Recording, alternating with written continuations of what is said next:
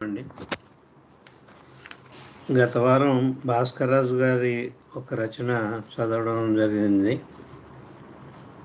కేవలం చదివితే సరిపోయేది కాదు, లోతులకు వెళ్ళి ఎక్స్ప్లెయిన్ చేయాల్సిన అవసరం ఉంది. కాబట్టి భాస్కర్రాజు గారు బ్లెస్డ్ సోల్ అంటే ధన్యజీవి.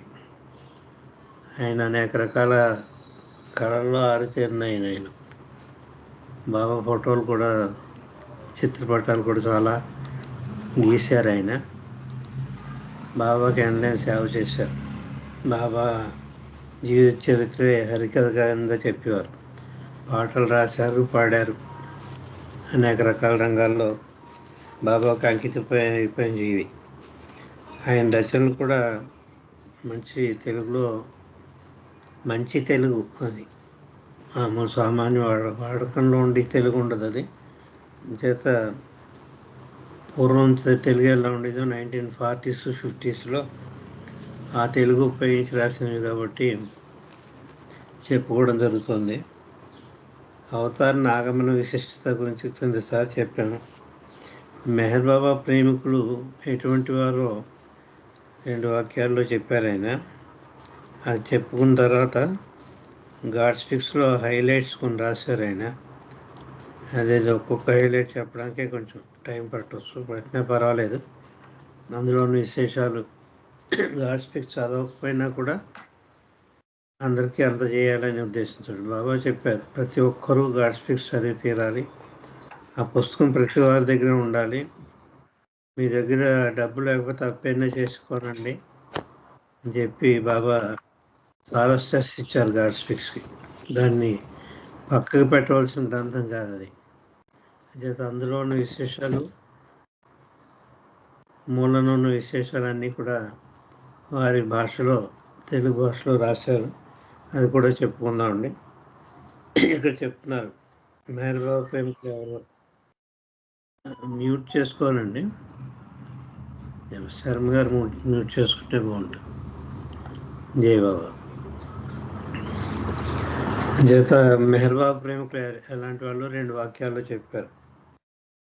మొదటి వాక్యంలో అంటున్నారు బాబా, వర్తమాన యుగావతార్ మెహర్ బాబా అంటే ఇప్పుడు ఈ యుగంలో ఉండేటటువంటి అవతార పురుషుడైన మెహర్ బాబా కలిగించిన జాగృతి ప్రకాశంతో ఆయన బాబా అన్నారు, నేను మేల్కొల్పడానికి వచ్చానని. ఆయన మన ఆత్మల్ని జాగృతి చేశారు, మేల్కొల్పారు. ఆ వెలుగులో ఉన్నారు ఎవరు? మన బాబా ప్రేమికులు. ఈ యుగావతారుడైన మెహర్ బాబా కలిగించిన జాగృతి అనే వెలుగులో ఉన్న వారై, అలా ఉండడం వల్ల ఏమేమి వదులుకున్నారు వాళ్ళు? మత కర్మకాండ అనేది భౌతిక సరిహద్దును దాటి, మతాలకు సంబంధించిన కర్మకాండలు ప్రతి మతానికి ఉన్నాయి. ఏ మతాన్ని తీసుకుంటే ఆ మతానికి కర్మకాండ ఉంది. భగవంతుడి దగ్గరికి చేరువవడానికి కర్మకాండాలను వదిలేయాలి, కర్మను వదిలేయకూడదు. ఇక్కడ కొంతమంది తెలియక కర్మకాండ ఒకటే అనుకుంటారు. కర్మ అంటే యాక్షన్, పని. పొద్దున్న లేచింది మొదలు సాయంత్రం మళ్ళీ రాత్రి పడుకునే వరకు మనం కర్మ చేస్తూనే ఉంటాం, ఏదో పని చేస్తూనే ఉంటాం మెలకుగా ఉన్నంత వరకు. అది కర్మ అంటారు దాన్ని. ఈ కర్మ అండంలో కొంతమంది ఒత్తుక్కాయిస్తున్నారు. ఆ ఒత్తుక్కాయిస్తే అది గాడిద అవుతుంది. దానికి అర్థం ఒత్తి ఎక్కడ ఇవ్వక్కర్లేదో అక్కడ ఒత్తిస్తే తెలుగు భాష నాశనం అయిపోతుంది. కర్మ అంటున్నారు. నీ కర్మరా అంటూ ఉండొచ్చు. కర్మ అంటే గాడిద అని అర్థం. కాకి ఒత్తి ఇవ్వకండి, ఇప్పుడు మామూలు కకారకంగా ఇవ్వండి. కర్మకాండ అన్న కర్మ సిద్ధాంతం అన్న ఒకటి వేరే. చేత ఈ కర్మ సిద్ధాంతం మత కర్మకాండ, మతానికి సంబంధించిన అలవాట్లు అన్నమాట, హ్యాబిట్స్. అవి నాటుకుపోయి వాటికి అతీతంగా దాని యొక్క సరిహద్దును దాటి అంటున్నారు. మత కర్మకాండ అనేది భౌతిక సరిహద్దును దాటి అంటే గ్రాస్పియర్, అంటే స్థూల ప్రపంచం. బాబా ప్రేమికులు స్థూల ప్రపంచం దాటి ఆధ్యాత్మిక భూమికలోకి అడుగుపెట్టారు. మనందరికీ తెలుసు, సప్త చైతన్య భూమికలు ఉన్నాయి. చేత ఆధ్యాత్మిక మార్గంలోకి అడుగుపెట్టిన వారే మెహర్ బాబా ప్రేమికులు అని చెప్తున్నారు బాబా. ఈయన మన భాస్కర్ రాజు గారు ఆధ్యాత్మిక మార్గంలోకి అడుగుపెట్టిన వారే బాబా ప్రేమికులు. బాబా కూడా అన్నారు, నా ప్రేమికులు ఆధ్యాత్మిక మార్గంలో ఉన్నవారే అని. అంటే ఎలా అవ్వగలిగారు అంటే, వాళ్ళకి ఎప్పటి నుంచో నీరు ఎక్కువ నిలబడిపోతే నాచులాగా కట్టేస్తుంది పాకుడు. ఆ పాకుడు లాంటిది మత కర్మకాండ. ఆ పాకుడినంతా గోకేశారు ఆయన. వాటికి ఇంపార్టెన్స్ ఇవ్వకుండా మనం వాటికి అతీతంగా కొన్ని మతాలు వాళ్ళ వేషధారణ బట్టి, కట్టుబొట్టు చుట్టూ దాన్ని బట్టి వాళ్ళు ఏ మతానికి చెందిన వాళ్ళో చెప్పగలం. కానీ మెహర్ బాబా ప్రేమికులు మాత్రం ఏ చిహ్నం ఉండదు. సామాన్య మానవులుగానే అందరిలోనూ తిరుగుతూ ఉంటారు. ప్రత్యేకమైన వేషధారణ ఏమీ ఉండదు మెహర్ బాబా ప్రేమికులకి. పూర్వం బ్యాడ్జీ పెట్టుకునేవారు, ఇప్పుడు అది కూడా పెట్టుకోవట్లేదు, మానేశారు పెట్టుకోవడం. అంచేది ఏ మత కర్మకాండ లేకుండా దానికి అతీతమైన దాని యొక్క సరిహద్దులను దాటి ఆధ్యాత్మికమైన ప్రేమ బాటలో పయనిస్తూ ఉన్నారు వీళ్ళు. ఆధ్యాత్మికమైన ప్రేమ బాట. ఈ ప్రేమ బాట అంటే ఎవరిది? భగవంతుని ప్రేమించి మార్గం అన్నమాట. భగవంతుని మాత్రమే ప్రేమిస్తాం మనం. ఏ రూపంలో ఉన్న భగవంతుడు ఒకడే కాబట్టి, రూపాలు వేరైనా భగవంతుడు ఒకటే. అంచేత ఆధ్యాత్మికమైన ప్రేమ బాటలో పయనిస్తూ ఉన్నవారే ప్రపంచంలో సకల మత అవలంబకులైన మెహర్ బాబా ప్రేమికులు. మళ్ళీ వీళ్ళకి మతాలు లేవంటే పుట్టుకతో వీళ్ళు మతాలు ఉన్నాయి. అన్ని మతాల్లో ఉన్న వాళ్ళు ఉన్నారు మెహర్ బాబా ప్రేమికులు. అదే గొప్ప. ఏదైనా ఒక మతానికి ఆ మతం వాళ్ళే ఆ మతానికే పరిమితం అయి ఉంటారు. కానీ ఇక్కడ మెహర్ బాబా ప్రేమికులు హిందువులు ఉన్నారు, క్రైస్తవులు ఉన్నారు, మహమ్మదీ మతస్థులు ఉన్నారు, జొరాస్ట్రియన్ మతస్థులు ఉన్నారు. ఇంకే మతం ఆ మతం మనకు తెలియ ఎన్ని మతాలు ఉన్నాయి, అన్ని మతాల వాళ్ళు కూడా బాబా ప్రేమికుల్లో ఉన్నారు. అంచేత ఆధ్యాత్మికమైన ప్రేమ బాటలో పయనిస్తూ ఉన్నవారే ప్రపంచంలో సకల మతావలంబకులైన మెహర్ బాబా ప్రేమికులు. ప్రపంచంలో ఉన్న సకల మతాలని అవలంబిస్తున్నారు అంటే ఆ మతంలో పుట్టారు అని అర్థం. ఆ మతాన్ని వదిలేశారు, దాని తాలూకు మత కర్మకాండ అంతా వదిలేశారు. అంచేత ఆ మతంలో పుట్టారని చెప్పుకోవాలి. అంచేత రెండవ వాక్యంలో ఏం చెప్తున్నారంటే, రెండు తరహాల వాళ్ళని చెప్పారు. ఒకరేమో చాలా బీదవాళ్ళు, ఇంకొకరేమో చాలా సంపన్నులు, శ్రీమంతులు. శ్రీమంతులు అంటే బాగా ధనం ఉన్నవాళ్ళు అని అర్థం. శ్రీమంతులు అంటే భాగ్యం ఉన్నవాళ్ళు, భాగ్య సంపద. ధనమే కాకపోవచ్చు, అనేక రకాల రంగాల్లో శ్రీమంతులు అయి ఉంటారు. చేత మెహర్ బాబా ప్రేమికులు ఎందులో శ్రీమంతులో, మెహర్ బాబా ప్రేమికులు కాని వాళ్ళు ఎందులో పేదరికం అంటే బీదవాళ్ళు అన్నమాట, పేదరికాన్ని అనుభవిస్తున్నారో చెప్పారు ఇక్కడ. ఈ పేదవారు ఎవరో ముందర చెప్తున్నారు. పుట్టుకతో సంక్రమించిన జాతి, మత, కుల ద్వేషముల పేదరికం కలిగి ఉన్నారు వాళ్ళు పుట్టుకతోటే వచ్చేవి. వాళ్ళు పుట్టిన ఏ జాతిలో పుట్టారో, ఏ మతంలో పుట్టారో, ఏ కులంలో పుట్టారో వాటిని అంటిపెట్టుకుని ఉన్నారు. వాళ్ళంతా ఆ పేదరికాన్ని కలిగి ఉన్నారు. అంటే మానవుడు వీటికి బౌండరీస్ గీసుకున్నారనమాట, సరిహద్దులు. నేను హిందూ మతస్థుని కాబట్టి ఈ ధర్మాలని నేను ఆచరించాలి, నేను ఫలానా కులం, నేను బ్రాహ్మణ కులం వాడిని కాబట్టి ఆచరించాలి అని పెట్టుకున్నారు. ఇది మానవులు పుట్టించుకునే, భగవంతుడు పుట్టించింది కాదు. అంచేత జాతి మత, వాళ్ళు ఏ మతంలో పుట్టారో ఆ మతంలో, కులం, వీటికి ద్వేషం అనే మాట కరెక్ట్గా ఉపయోగించారు ఇక్కడ. ఆ ద్వేషం ఉంటేనే, మతంలో పుట్టడం తప్పు లేదు, కానీ ఆ మతం పట్ల ద్వేషం ఉండకూడదు. అన్ని మతాలని గౌరవించాలి. ఒక మానవుడిగా అందరినీ మనం ప్రేమించాలి. జాతి, కుల, మతాలకి అతీతంగా తోటి మానవులను ప్రేమించాలి మనం. అలా ప్రేమిస్తున్నారు మెహర్ బాబా ప్రేమికులు. కానీ మెహర్ బాబా ప్రేమికులు కాని వాళ్ళు ద్వేషంతో ఉన్నారు. ఇతర జాతి అంటే ద్వేషం, ఇతర మతాలంటే ద్వేషం, ఇతర కులాలంటే ద్వేషం. ఇప్పుడు జరిగే యుద్ధాలన్నీ కూడా వీటి మీదే బేస్ చేసుకుని ఉన్నాయి. అన్నీ కూడా నల్లవారు తెల్లవారు అని, ముస్లిం లేకపోతే క్రిస్టియన్ అని, ముస్లిమ్స్ క్రిస్టియన్స్కి మధ్య యుద్ధాలు, ఎన్ని యుద్ధాలు అలాగా కొన్ని నెలలుగా కొన్ని సంవత్సరాలుగా యుద్ధాలు అలా జరుగుతూనే ఉన్నాయి. అంచేత పుట్టుకతో సంక్రమించిన జాతి కుల మత ద్వేషముల పేదరికాన్ని అనుభవిస్తూ ఆ బీదరికంలో ఉన్నారు వాళ్ళు. వీటిని అంటిపెట్టుకుని ఆచరిస్తూ ఆ పేదరికాన్ని అనుభవిస్తూ ఉన్న ప్రపంచ ప్రజానీకంలో, ఈ ప్రపంచం యొక్క ప్రజానీకం అంతా కూడా ఆ బీదరికంలో ఉన్నారు. ప్రజానీకంలో మరి మనం బాబా వినాయకులు ఎలాంటి వారు? అవతార పురుషుని ప్రేమదానం చేత, అవతార పురుషుని ప్రదానం చేత, అవతార పురుషుని మనకి ప్రేమని మనకి బహుకరించారు. ప్రధానం అంటే బహుకరించారు. ఆయన మనకి ప్రేమ బహుకరించారు కాబట్టి ఆయన మనం ప్రేమించగలుగుతున్నాం. నేను మిమ్మల్ని ప్రేమించకపోతే మీరు నన్ను ప్రేమించలేరు అన్నారు బాబా. అంచేత ఆయన మనకు ఒక బహుమానంగా ఇచ్చారు మెహర్ బాబా ప్రేమికులకి దివ్య ప్రేమ. ఆ దివ్య ప్రేమను మనం రిసీవ్ చేసుకుని పొంది తిరిగి బాబాని ప్రేమించగలుగుతున్నాం. చేత అవతార పురుషుని ప్రేమ ప్రదానం చేత శ్రీమంతులైన వారే అవతార మెహర్ బాబా ప్రేమికులు అన్నారు. శ్రీమంతులు అంటే చాలా ధనికులు అన్నమాట, భాగ్యవంతులు అని అర్థం. అంటే డబ్బు రీత్యా భాగ్యం కాదు, ఇక్కడ ప్రేమ అనే భాగ్యం ఉంది మనకి. కులమత ద్వేషాలకు అతీతంగా ఉన్నాం, జాతి కుల మత ద్వేషాలకు అతీతంగా ఉన్నాం. అతీతంగా ఉండడం అంటే అందులో పుట్టినప్పటికీ కూడా మన కులంతో పాటు, మన మతంతో పాటు, మన జాతితో పాటు ఇతర జాతి వాళ్ళని, ఇతర మతం వాళ్ళని, ఇతర కులాల వాళ్ళని కూడా మనం సమానంగా ప్రేమించగలిగే శక్తి మనం బాబా ఇచ్చిన ప్రేమ చేత, ఆయన కృప చేత, ఆయన ప్రేమ చేత మనం పొందగలిగాం. అంచేత బాబా ప్రేమికులకు ఒకటే భాష.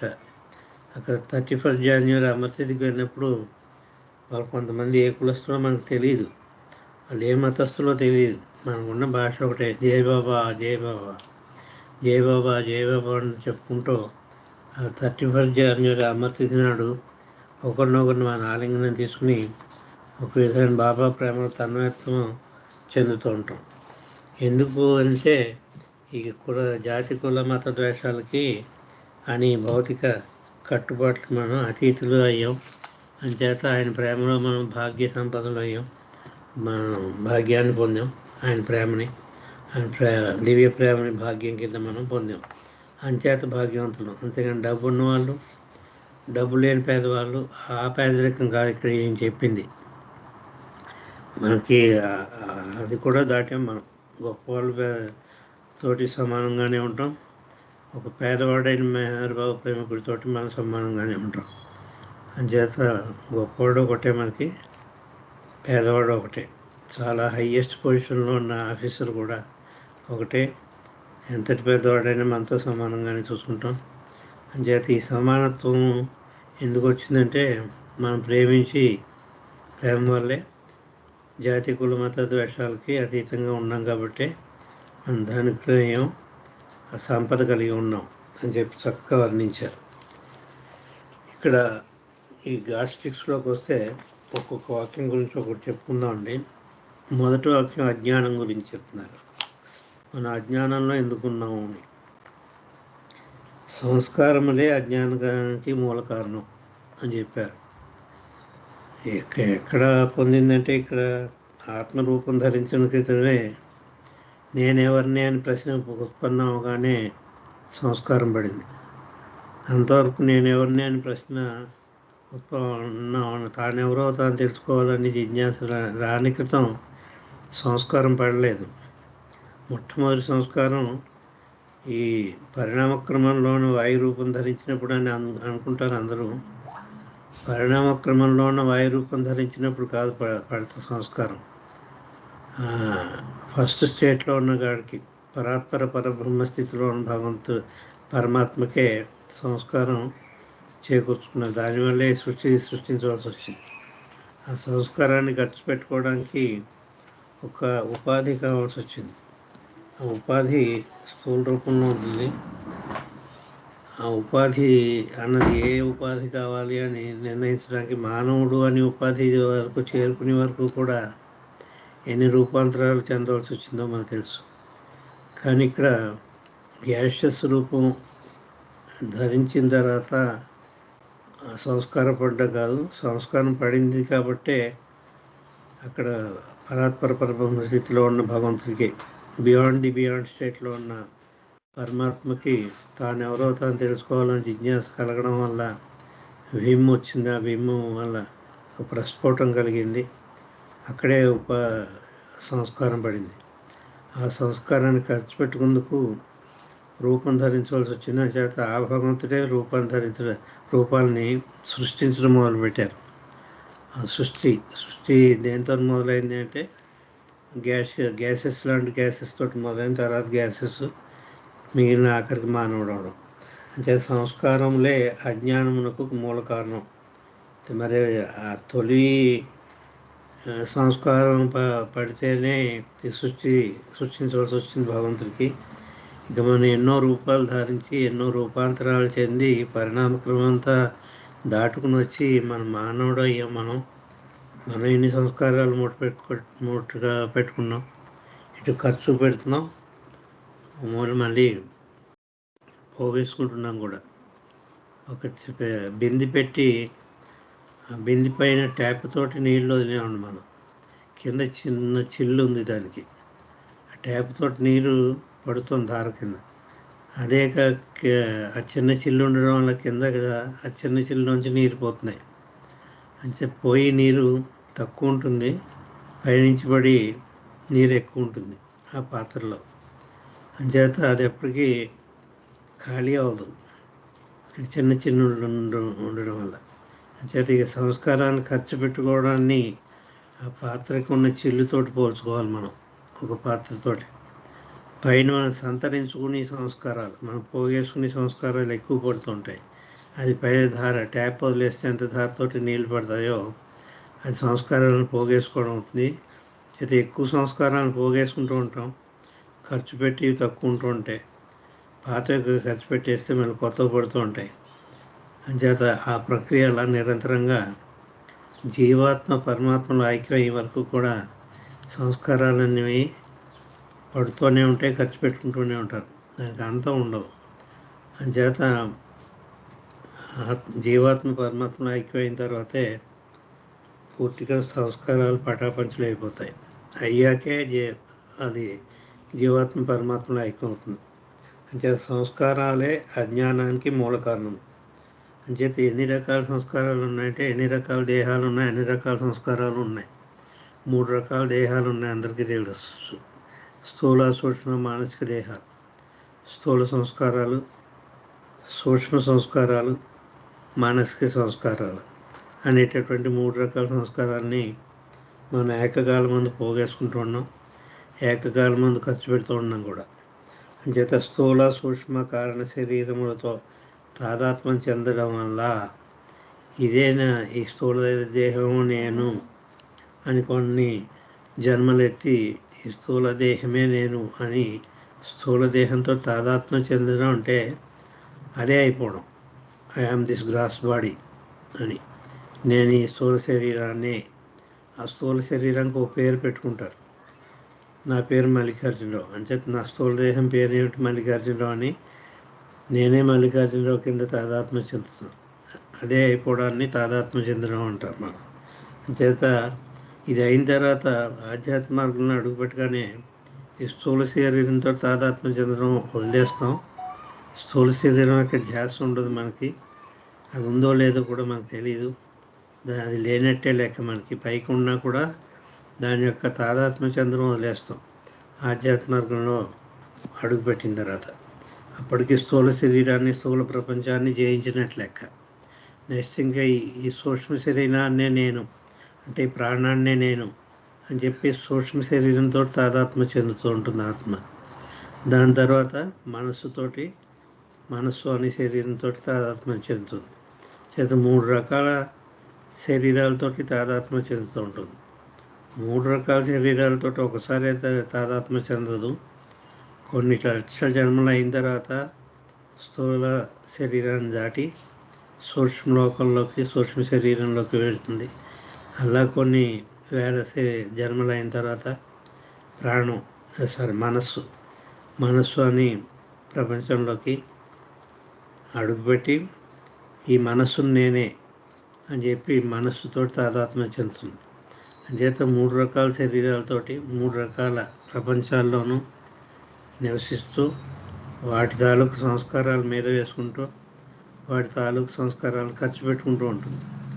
వాటి తాలూకు సంస్కారాలు స్థూల సంస్కారాలు, సూక్ష్మ సంస్కారాలు, మానసిక సంస్కారాలు. ఈ 3 రకాల సంస్కారాలని కూడా వాటితోటి ఎప్పుడైతే తాదాత్మ్యం చెందాయో వాటి తాలూకు సంస్కారాల మీద వేసుకోవడం, అవి ఓ మూల నుంచి వేసుకోవడం, మూల నుంచి ఖర్చు పెట్టడం జరుగుతూ ఉంటుంది. ఈ ప్రపంచాలు కూడా 3 ప్రపంచాల్లో మనం అనుభవిస్తూ ఉంటాం. స్థూల ప్రపంచము, సూక్ష్మ ప్రపంచము, మానసిక ప్రపంచం. ఇది బేసికల్గా చెప్పాం కాబట్టి ఇక్కడ వాక్యం చదువుకుందాం. స్థూల సూక్ష్మ కారణ శరీరాలతో తాదాత్మ్యం చెంది ఆయా ఉపాధులే నేను. ఉపాధి అంటారు వీటిలన్నిటికీ కూడా. ఎందుకంటే ఆత్మకి ఉపాధి లేకపోతే పరమాత్మే అవుతుంది. ఆత్మకి ఏ ఉపాధి లేకపోతే ఒరిజినల్ స్టేట్ ఏదైతే ఉందో అది పరమాత్మ స్థితే. ఏ ఉపాధి లేదు, అంటే ఏ రూపము లేదు. స్థూల ఉపాధి లేదు, సూక్ష్మ ఉపాధి లేదు, మానసిక ఉపాధి లేదు. అయితే ఏ ఉపాధులు లేదు. లేనటువంటి ఆత్మ నిరాకార నిర్గుణ స్థితిలోని పరమాత్మ యొక్క స్థితి, అది భగవంతుని యొక్క స్థితి. కానీ ఇక్కడ జీవాత్మకి ఏదో ఒక ఉపాధి, ఏదో ఒక రూపం ఉంటూ ఉంటుంది.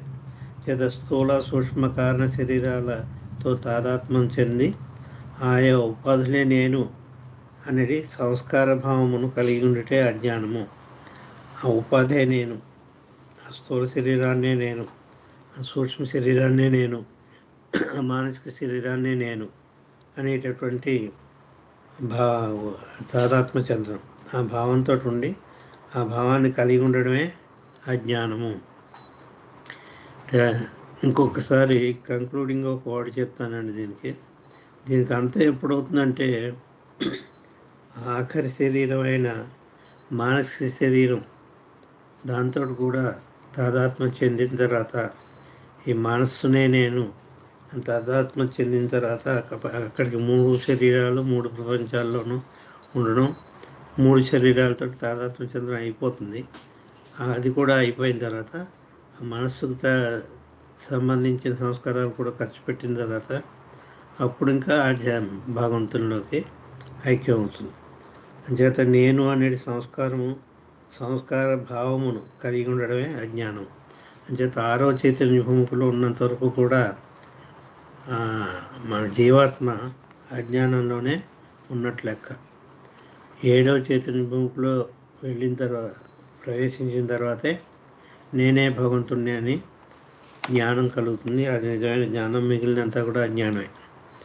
నేనే భగవంతుణ్ణి అని చైతన్య అనుభవం ఏదైతే ఉందో అది మానసిక అనుభవం కాదండి, చైతన్య అనుభవం. ఆ చైతన్య అనుభవం ఎప్పుడైతే నేనే భగవంతుణ్ణి అనే చైతన్య అనుభవం కలిగిందో అప్పుడు అజ్ఞానం అంతా కూడా పటాపంచలం అయిపోతుంది.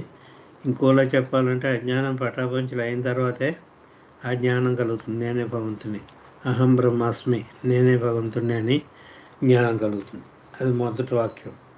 2వ వాక్యంలో ఇక్కడ గాస్టిక్స్లో ఒకటి చెప్పారు బాబా. ఈ రూపాలు మారుతూ ఉంటాయి కదా, కొందరు పొడుగ్గా పుడతారు, కొంతమంది పొట్టిగా పుడతారు, కొంతమంది అందంగా పుడతారు, కొంతమంది కురూపులుగా పుడతారు, కొంతమంది ధనవంతులై పుడతారు, కొంతమంది పేదరికంలో పుడతారు, కొంతమంది శరీరం నల్లగా ఉంటుంది, కొంతమంది శరీరం తెల్లగా ఉంటుంది, చాలా అందంగా కనిపిస్తూ ఉంటుంది. అంచేత ఈ తేడాలు ఎందుకు వచ్చాయి మానవ జన్మలో? అందరూ ఒకలా లేరు, 5 వేళ్ళే ఒకలా లేవు. అంచేత ఈ తారతమ్యాలు ఎందుకు వచ్చాయంటే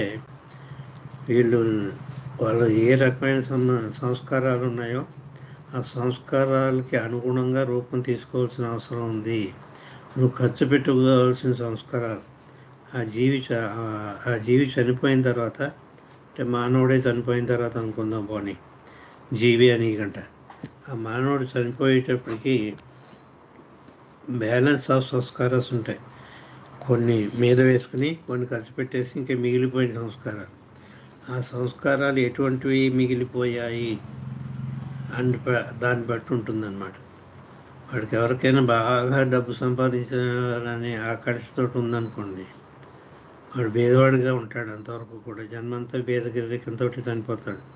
చచ్చిపోయేటప్పుడు గొప్పవాడిని అవ్వాలి అని చెప్పి ఆ సంస్కారాలతోటి, ఆ యావతోటి, ఆ కోరికతోటి చచ్చిపోతాడు వాడు. అంచేత నెక్స్ట్ జన్మలో ధనవంతుడిగా ఉండి జన్మ ఎత్తవలసి వస్తుంది. అంచేత మిగిలిపోయిన సంస్కారాలకు అనుగుణంగా రూపం తీసుకుంటూ ఉంటారు వారు.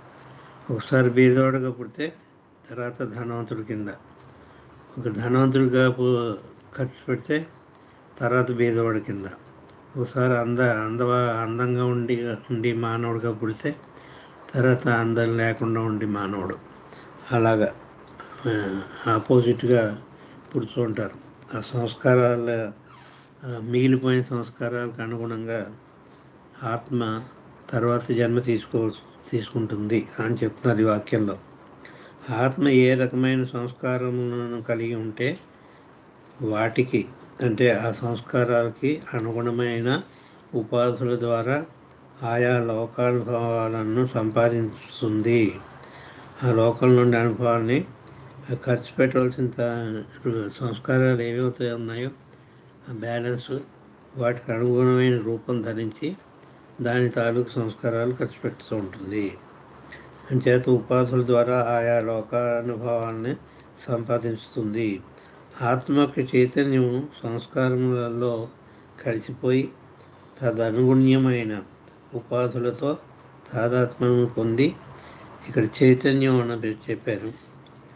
ఈ చైతన్యం కూడా చాలా విలువైనది. మనస్ఫూర్తిగా బీదవాడిని, నేను మామూలుగా బీదవాడిని, నేను మనస్తోటి నేను గొప్పవాడిని అనుకోవడం వీలు కాదు. అది ఎందుకంటే నేను చైతన్య పూర్వకంగా అనుభవిస్తున్నాను బీదవాడి కింద. అది చైతన్యం అంటే మనసుకు సంబంధించిన ప్రక్రియ కాదు ఇది. ఒక బీదవాడికి అనే చైతన్యంతో ఉంటాడు. బాగా గొప్పవాడు, నేను గొప్పవాడిని అనే చైతన్యంతో ఉంటాడు. బాగా చదువుకున్న విజ్ఞాని, నేను చదువుతున్నవాడిని అని చైతన్యంతో ఉంటాడు. చదువు రానివాడు, నాకు చదువు రాదు అని చైతన్యంతో ఉంటారు. అంచేత చైతన్యాన్ని ఎవరు మార్చలేరు. అది అనుభవించి తీరవలసిందే. ఆ చైతన్యం చదువు రానివాడి కింద చైతన్యం ఒక జన్మలో అయితే బాగా పండితుడి కింద, సర్వము గొప్ప పండితుడి కింద చైతన్యం. ఏదైనా మా సంస్కారం పడేది, గుడ్ అయినా బ్యాడ్ అయినా. ఒక పండితుడిగా జీవనం సాగించిన వాడికి దాంతాలు సంస్కారాల మీద వేసుకుంటాడు. పామరుడు ఎందుకు ఏమి తెలియని వాడు, అజ్ఞాని, చదువుకునేవాడుగా అయితే దాంతాలు సంస్కారాలు మీద వేసుకుంటూ ఉంటాడు. అంచేత ఆత్మ యొక్క చైతన్యము సంస్కారములలో కలిసిపోయి, అంచేత ఈ చైతన్యము సంస్కారాలు కలిసిపోతాయి అన్నమాట, మిళితమైపోతాయి. చేత సంస్కారాలనే చైతన్యం ద్వారా అనుభవిస్తూ ఉంటాడు, మనస్సుతోటి కాదు. అంచేత ఆత్మ యొక్క చైతన్యం సంస్కారములలో కలిసిపోయి దానికి అనుగుణమైన దానికి తగిన ఉపాధులు అంటే రూపం అన్నమాట. ఉపాధి అంటే రూపం. దానికి తగిన రూపాన్ని పొందుతూ తాదాత్మ్యం పొంది ఆయా ఉపాధులే తాను అనే భ్రమిస్తుంది. ఆ ఉపాధి ఏదైతే తీసుకుందో ఆ ఉపాధి తానని, బీదవాడైతే బీదవాడు అనే ఉపాధి అదే తాను అని చెప్పి తాదాత్మ్యం చెందుతూ ఉంటుంది. ఇందాక చెప్పుకున్నాం, గొప్పవాడైతే గొప్పవాడని చైతన్యంతో ఉంటాడు, బీదవాడైతే బీదవాడని, చదువుకున్నవాడైతే చదువుకున్నవాడని చైతన్యం, చదువుకున్నవాడైతే చదువుకున్నవాడు కాదు, నేను చదువు రాదు, నేను చదువు రానివాడిని చైతన్యం. తాదాత్మ్యం పొంది ఆయా ఉపాధులే తాను అని భ్రమించుతుంది. భ్రమ, రెండు భ్రమలే. నేను గొప్పవాడిని అనుకోవడం భ్రమే, నేను బీదవాడిని అనుకోవడం భ్రమే. రెండూ కూడా శాశ్వతంగా ఉండేవి కాదు, ఏదైనా భ్రమే. ఈ ప్రపంచంలో జీవాత్మ కింద జీవించడమే ఒక భ్రమ, అదే అజ్ఞానం. అంచేత ఆయా ఉపాధులే తానని భ్రమించుతుంది. అజ్ఞానం అనగా ఇదే, ఏదైనా అజ్ఞానం. ఏ అనుభవం పొందినా కూడా అది అజ్ఞానం. నాకు అన్నీ తెలుసు, బాగా చదువుకున్నాను, నేను ఉపన్యాసాలు ఇవ్వగలను, అన్నీ వేరే వాళ్ళకంటే నేను మంచి బాగా లోపలని చెప్పే ఇది అనుభవం. పాండిత్యం అనమాట. ఆ పండితుడిని అని చెప్పుకోవడం.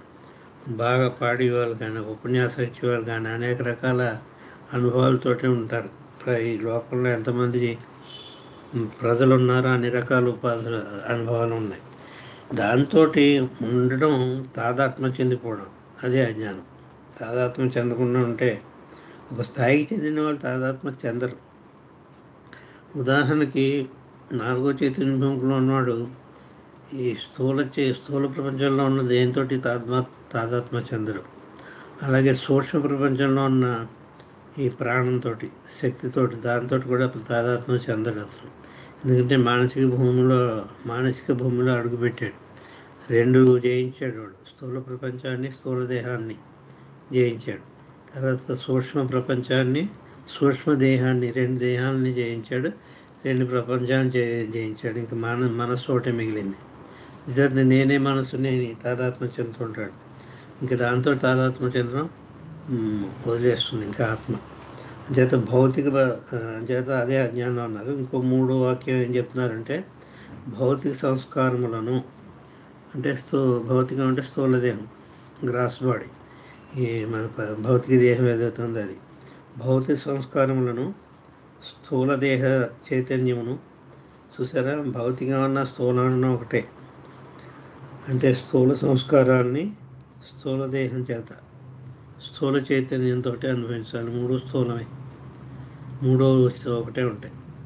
ఇక సూక్ష్మ ప్రపంచంలో అడుగుపెట్టిన తర్వాత సూక్ష్మ సంస్కారాలు, సూక్ష్మ దేహము, సూక్ష్మ ప్రపంచం, 3 అవన్నీ ఎలైన్ అయి ఉంటాయి. 3 కూడా. అంచేత భౌతిక సంస్కారములను భౌతిక దేహంతో, భౌతిక చైతన్యంతో, భౌతిక ప్రపంచంలో ఉంటూ అనుభవాన్ని కలవారు సామాన్య మానవులు. సామాన్య మానవులు అంటే ఎవరో చెప్పారు. ఆధ్యాత్మ మార్గంలో ఇంకా అడుగు పెట్టలేదు. ఎందుకంటే అన్ని స్థూలమే, అన్ని గ్రాసే, అన్ని ఫిజికల్లే, అన్ని మెటీరియల్లే. ఇంకా సటిల్లో అడుగు పెట్టలేదు, సూక్ష్మంలో అడుగు పెట్టలేదు. అంచేత ఈ సామాన్య మానవులు ఎవరో పూర్తిగా ఈ స్థూల ప్రపంచంలోనే తాదాత్మ్యం చెందుతుంది. ఆనందం కూడా ఇందులోనే పొందుతుంటారు. ఈ ప్రాపంచిక అనుభవాలు ఏదైతే ఉన్నాయో దాంతో తాదాత్మ్యం చెంది ఈ ప్రాపంచికమైన అనుభవం ఆనందమే నిజమైన ఆనందం అనుకుంటారు. ప్రాపంచికమైన ఆనందం అశాశ్వతమైందని తెలియదు పాపం వాళ్ళకి. ఈ ప్రపంచంలో ఉన్నంత వరకు కూడా ఇదే నిజమని, ఇందులో ఉండే ఆనందమే నిజం అనుకుంటారు. అది తర్వాత ఇంకో వాక్యం చెప్తున్నారు. సూక్ష్మ సంస్కారములను, సూక్ష్మ శరీర చైతన్యమును, సూక్ష్మ లోకానుభవమును. ఇందాక చెప్పింది అక్కడ స్థూల అంతా తీసేసి ఇక్కడ సూక్ష్మంగా పెట్టుకోవాలి. 1, 2, 3 చైతన్య భూమికలో ఉన్నవాళ్ళు, 1, 2, 3 చైతన్య భూమికలో ఉన్న వాళ్ళ గురించి చెప్తున్నారు. అక్కడ భౌతిక లేకపోతే స్థూల అనే పదాలు తీసేసి సూక్ష్మ పెట్టుకోవాలి. అంటే వీళ్ళకి ఏం సంస్కారాలు ఉన్నాయి? సూక్ష్మ సంస్కారాలు ఉన్నాయి ఖర్చు పెట్టవలసినవి. భౌతిక సంస్కారాలు చాలా తక్కువ ఉంటాయి, చాలా మినిమం. భౌతిక శరీరం ఉంది కాబట్టి ఏదో నడిచి అన్ని ప్రపంచంలో ఉంటాడు, కానీ అవి తక్కువ. ఆ సంస్కారాలు చాలా అతి తక్కువ. అవి కూడా నాన్ బైండింగ్ అన్నారు. బైండింగ్ కాదు, బంధనాలుగా ఉండవు. నామకే వాస్తే ఉంటాయి సంస్కారాలు. అవి బంధనం చేయవు మన ప్రయాణానికి, మన ఆధ్యాత్మ ప్రయాణానికి బంధకాలుగా ఉండవు అవి. అంచేతంటే ఆ ప్రపంచాలని, ఆ దేహాలని, దాని మీద ఉన్న వ్యామోహాన్ని జయించాడు కాబట్టి స్థూల దేహం ఉన్నప్పటికీ కూడా అతను అనుభవించేది సూక్ష్మలోకాల్లోనే. కానీ దేహం మాత్రం స్థూల దేహమే, మానవుడి కిందే ఉంటాడు. మనలాంటి సామాన్య మానవుడిలాగా కనిపిస్తూ ఉంటాడు. కానీ వాడు అనుభవించేది సూక్ష్మదేహం, ఖర్చు పెట్టి సూక్ష్మ సంస్కారాలు, ఉండి చైతన్యం, సూక్ష్మ చైతన్యం. అక్కడ ప్రపంచం స్థూల ప్రపంచం, అదే సూక్ష్మ ప్రపంచం, అంతా సూక్ష్మే. శరీరం ఒకటే స్థూల శరీరం ఉంటుంది. ఎందుకంటే ఈ స్థూల శరీరంలో చాకరి దాకా ఉంటుంది. అది శరీరం మాత్రం స్థూల శరీరంతో ఉన్నా కూడా వీళ్ళు ఉండి చైతన్య భూముకులు మాత్రం మారుతూ ఉంటాయి. చేత సూక్ష్మ సంస్కారములను సూక్ష్మ శరీరం ద్వారా సూక్ష్మ చైతన్యంతో తాదాత్మ్యం చెంది సూక్ష్మ లోకాలు అంటే సటిల్ స్పియర్ అని చెప్తుంటారు. లోకం అంటే వరల్డ్, ప్రపంచం, దాన్ని స్పియర్ అంటారు. Subtle sphere, gross sphere, subtle sphere, mental sphere. చేత సూక్ష్మ సంస్కారమును, సూక్ష్మ శరీర చైతన్యమును, సూక్ష్మ లోకానుభవము కలవారు యోగులు, మహాయోగులు. యోగి మహాయోగులు అన్నమాట. అంటే 1, 2, 3 చైతన్య భూమిలో ఉన్న వాళ్ళని యోగులు అన్నారు. 4ని మళ్ళీ యోగులు అనకూడదు, మహాత్మా అన్నారు. ఎవరో చేయి పెట్టారండి. టైం అయిపోయిందా? సరే అండి, టైం అయిపోయింది. జై బాబా. అవతార్ మెహర్ బాబా. జై బాబా. వచ్చింది మా నెక్స్ట్ వీక్ చెప్పుకున్నామండి. ఒక 5 నిమిషాలు ఎక్కువ టైం తీసుకున్నందుకు క్షమించాలి. జై బాబా. జై బాబా. గాడ్ స్పీచ్లోని విషయాలు చాలా అద్భుతంగా మీరు తెలియజేస్తూ వస్తున్నారు. నెక్స్ట్ వీక్ మరి మనం చెప్పుకుందాము. చాలా మంచి విషయాలు, తెలియని విషయాలు కూడా తెలియజేస్తున్నారు. మీకు హృదయపూర్వక ధన్యవాదాలు చేసుకుంటున్నామండి. జై బాబా. ఇప్పుడు మరి సంకీర్తనలోకి వెళ్దాం. రమణమ్మ అంటే జై బాబా, మీరు ఒక సంకీర్తన చేయండి. జై బాబా. జై బాబా. అవతార్ మెహర్ బాబా की जय. जय बाबा.